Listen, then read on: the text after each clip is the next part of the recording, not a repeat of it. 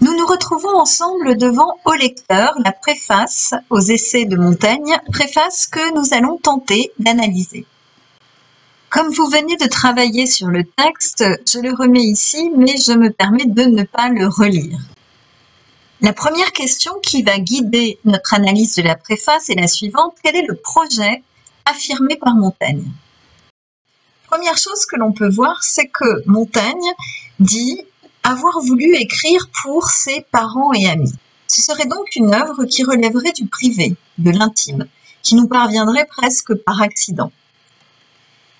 C'est une préface dans laquelle on apprend que Montaigne est proche de la mort, puisque, évoquant ses parents et amis, il dit « à ce que m'ayant perdu ce qu'ils ont à faire bientôt ». Bon, en réalité, il meurt 12 ans plus tard. Ce serait donc presque une œuvre testamentaire. Dernière chose que j'apprends avec cette préface, c'est que Montaigne dit au lecteur qu'il n'a nulle considération de son service, du service du lecteur, ni de sa gloire, sa propre gloire. Ce qui signifierait que Montaigne n'a nulle intention de faire une œuvre littéraire. Mais pourtant, il s'adresse au lecteur. Il ne s'agit donc pas d'une démarche privée. Et il y a bien chez Montaigne l'ambition d'être lu au-delà du cercle amical ou du cercle familial. Ce qu'il faut comprendre donc surtout ici, c'est que Montaigne fait une déclaration d'intention qui affirme qu'il va se montrer tel qu'il est, sans artifice, nu, dit-il, plus loin dans la préface, comme il se montrerait face aux siens, sans mensonge, sans trahison de la vérité. Le projet étant identifié, nous nous intéressons à la deuxième question qui va guider notre analyse. Si l'on s'en tient au projet affirmé par Montaigne, quel est le genre des essais? Eh bien, si, comme dit Montaigne, c'est moi que je peins, c'est lui qui peint, je suis moi-même la matière de mon livre, écrit-il encore, il s'agit d'un autoportrait. On ne peut pas vraiment parler d'autobiographie puisque l'autobiographie supposerait un récit, une histoire dans le temps et ce n'est pas le cas. Donc Montaigne se livrerait à un autoportrait. Il pense d'ailleurs par avance, Montaigne, aux reproches qui pourraient lui être faits d'avoir employé le « je ».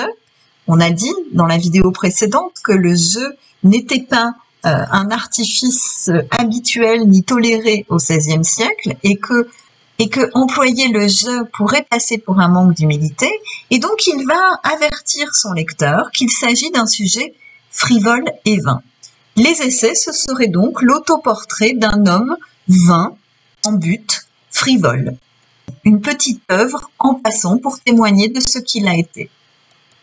Oui, mais la lecture des essais montre bien que le dessin est un tout petit peu plus large qu'une peinture de soie. Et il s'agit aussi, bien sûr, d'un ouvrage de réflexion philosophique. S'il s'agit d'un ouvrage de réflexion philosophique, ça veut dire que nous ne sommes pas non plus tout à fait face à un sujet frivole. Il s'agit d'un ouvrage de réflexion philosophique, il s'agit aussi d'un ouvrage qui va s'attacher à comprendre un mode de vie différent du mode de vie européen. On pourrait presque parler d'une œuvre anthropologique. Ce qu'il faut entendre lorsque Montaigne dit qu'il va simplement faire un petit autoportrait facile, c'est qu'il s'agit d'une œuvre philosophique d'un genre nouveau.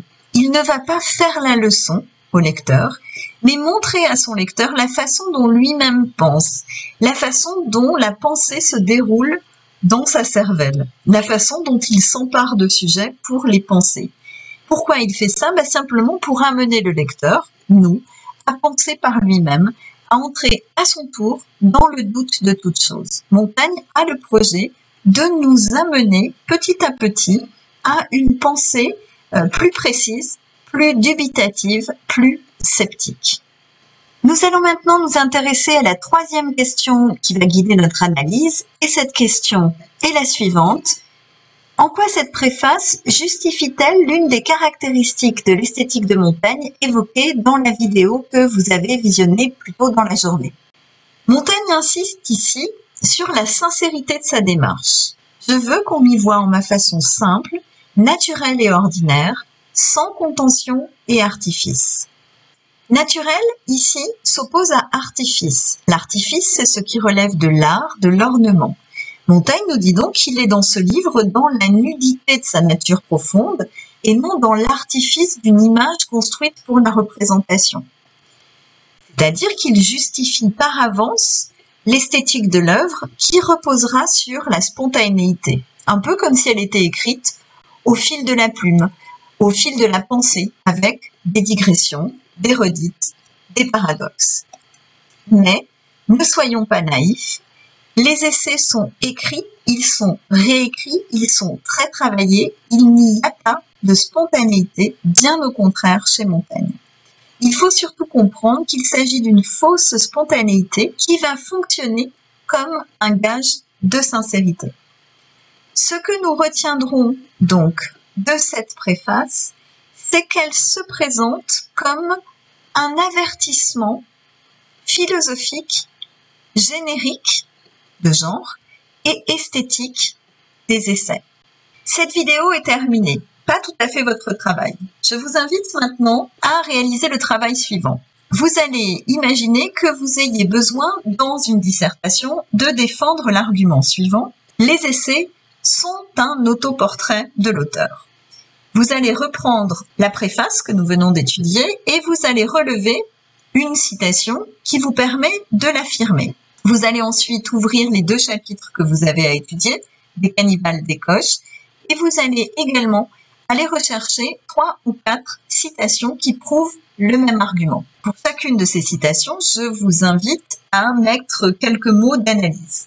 Ce travail, vous n'allez pas le déposer sur les commentaires du blog, ce n'est pas un travail que je vais contrôler ou vérifier, c'est simplement un travail que vous réalisez pour nourrir ce que nous avons appelé au fur et à mesure de notre travail commun, votre banque de citations, de façon à pouvoir aborder sereinement l'exercice de la dissertation.